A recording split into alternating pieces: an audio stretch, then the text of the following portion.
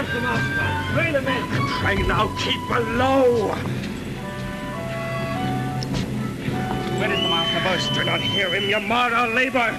Keep your cabins, you to assist the storm. Nay, good, be patient. I not see his hands.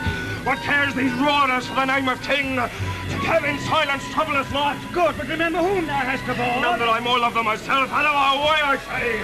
I have great comfort from this fellow. Methinks he hath no drowning mark upon him. His complexion is perfect gallows. Down with the topmast! Yeah, lower, lower! Get in a fly with the main course! What do we hear? Shall we give order and drown every your mind has seen? Oh, put the F out, you bawling blasphemous in church. Take for a hold, a hold! Tell it who goes off the sea again, they're off!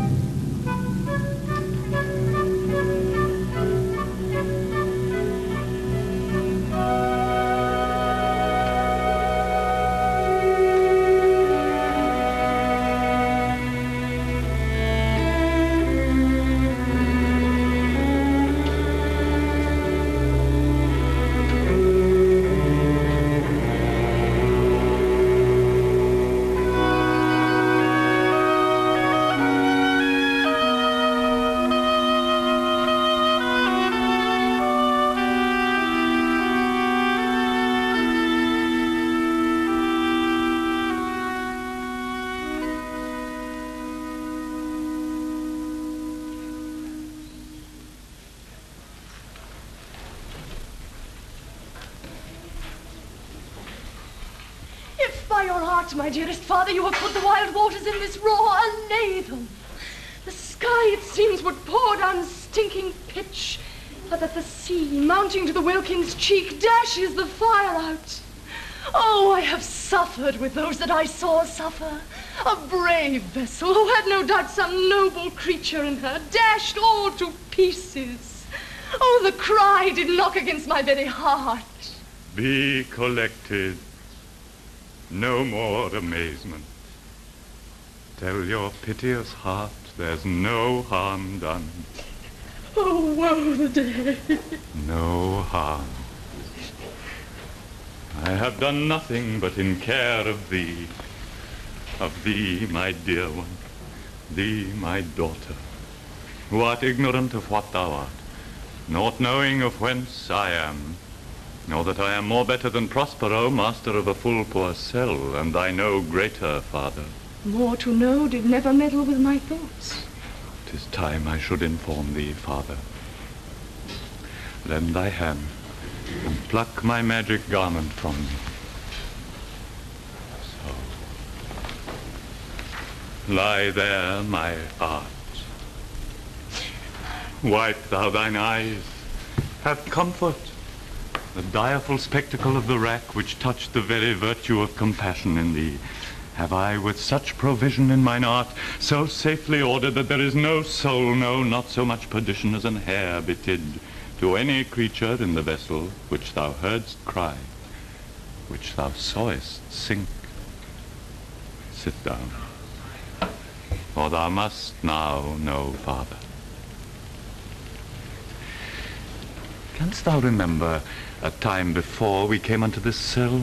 I do not think thou canst, for then thou wast not out 3 years old. Certainly, sir, I can. By what? 'Tis far off, and rather like a dream than an assurance that my remembrance warrants. Had I not 4 or 5 women once that tended me? Thou hadst, and more, Miranda. 12 years since, Miranda. 12 years since. Thy father was the Duke of Milan, and a prince of power. Sir, are not you my father? Thy mother was a piece of virtue, and she said thou wast my daughter. And thy father was Duke of Milan, and his only heir, a princess, no worse issued. Oh, the heavens! Please you further. My brother and thine uncle, called Antonio, I pray thee mark me, that a brother should be so perfidious. He whom next thyself of all the world I loved, and to him put the manage of my state, as at that time through all the signories it was the first, and Prospero the prime duke, being so reputed in dignity, and for the liberal arts without a parallel.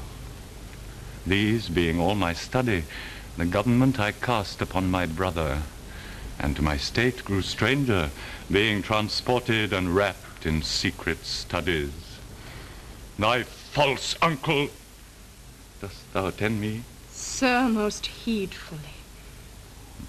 I, thus neglecting worldly ends, all dedicated to closeness and the bettering of my mind, with that which but by being so retired or prized all popular rate, in my false brother awaked an evil nature.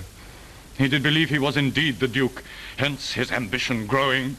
Dost thou hear? Your tale, sir, would cure deafness. To have no screen between the part he played and him he played it for, he needs will be absolute Milan. Me, poor man, my library was dukedom large enough. Of temporal royalties he thinks me now incapable. Confederate so dry he was for sway with the king of Naples, to give him annual tribute, do him homage, subject his coronet to his crown, and bend a dukedom yet unbowed.